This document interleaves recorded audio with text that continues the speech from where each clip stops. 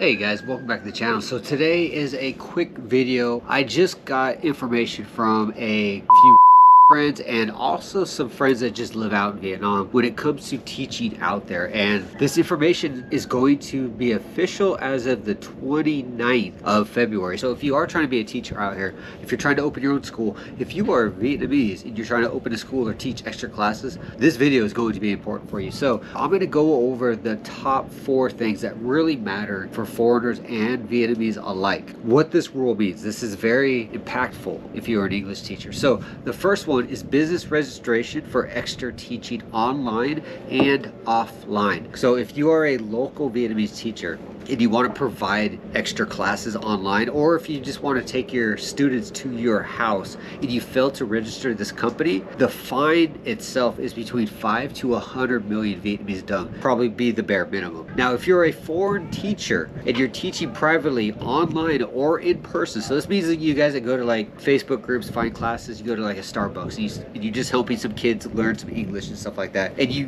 do not register, you are also obligated to these fines of 5 to 100 million Vietnamese dong. So if you're not registered at the school, or if you're doing this privately and you don't register that program with the government, then you will be in trouble. If you're a foreigner and you're teaching at a coffee shop or at a park or something like that, the government's taking that as you are doing a business in their country. So you have to register said business. And if you don't, you'll be penalized. Again, 5 million to 100 million. So you're looking somewhere around $200 to $5,000 depending. Number 2, who can teach extra classes? So when it comes to local teachers, if you are a principal or if you worked at like a high level government position, you can teach on the side. It has to be small though. You can't do anything big. Now, when it comes to like primary teachers, this is where the restrictions come in. You are limited to art, sports, and life skills. So you can't teach English. Now, if you're a foreign teacher, you can only teach at a registered school. So this is like an English center. This is a public school, stuff like that.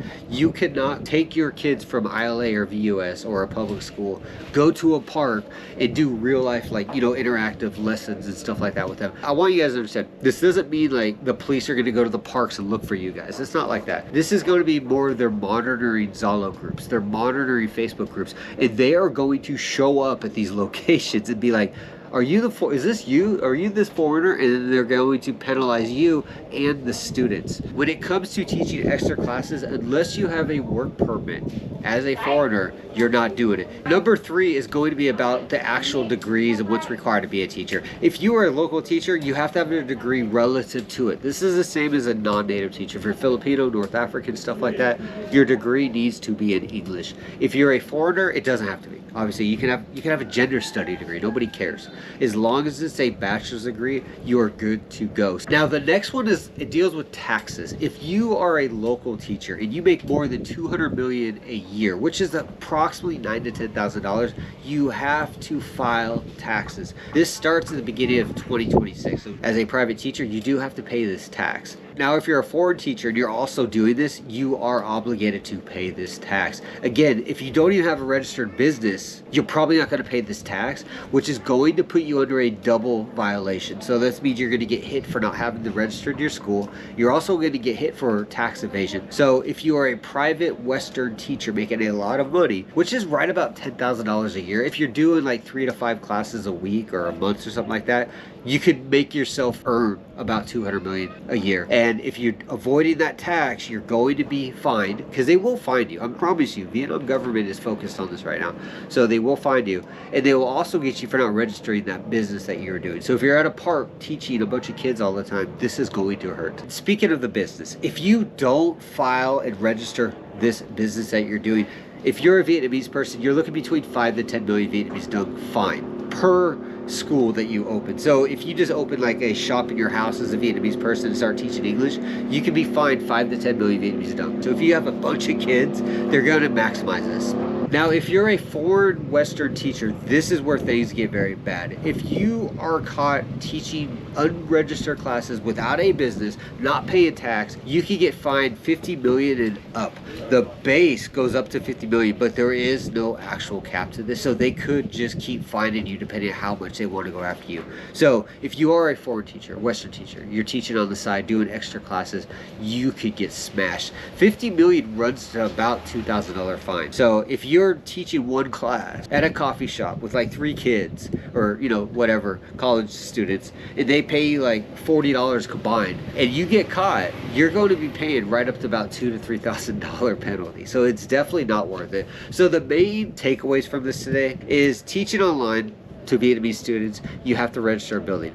Now this doesn't entirely mean places like italki. That's a whole different thing. This is if you meet people in Vietnam, be like, hey, I do this class online, let's do a Zoom call. That's where this falls under. If these Vietnamese students are hiring you through italki, this does not have that same criteria. Now if you do open an English center out here, obviously you have to have a Vietnamese partner that has an English degree. Just follow the rules. That's all you gotta do. And at that point, you'll get your tax stamp and you'll have your registration and you'll have the correct work permit to be out here. Now the taxes themselves that we talked about, these apply to people that are making 200 million or more per month, which is right about $9,000 or $10,000 a year. Now the taxes we talked about apply to companies and people that are making more than 200 million a year, which is right about $9,000 or $10,000 a year. So if you are above that threshold, you are required to pay this new tax.